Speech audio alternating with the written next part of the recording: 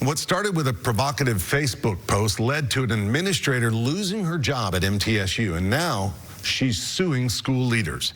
The case stems from political backlash to online comments following the assassination of conservative commentator Charlie Kirk.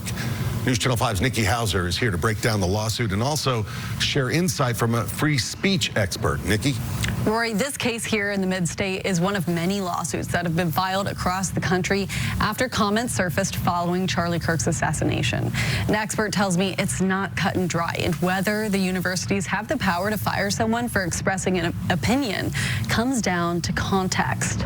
Sosh-Lightsy, a former assistant dean of students, worked over 2 decades at MTSU.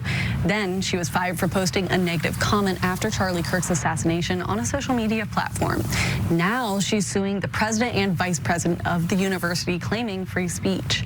MTSU says the comments undermined the school's credibility and reputation.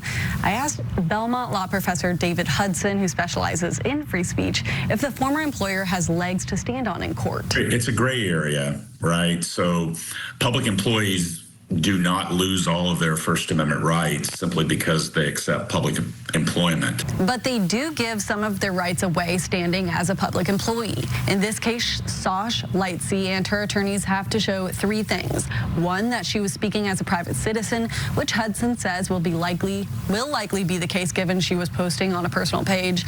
2, that her speech touched on a matter of public concern, which Hudson says is also probably true. So it all comes down to 3. Was her speech disruptive enough to the university to warrant her dismissal? Did they fire the employee simply because they were offended by it or outraged by it, or were there legitimate concerns about the disruptive nature of the speech? It's really up to the courts, of course, to answer that. In the meantime, Hudson says social media really has amplified questions about free speech more than ever before. So it's probably a good idea to take time to think before posting. Rory?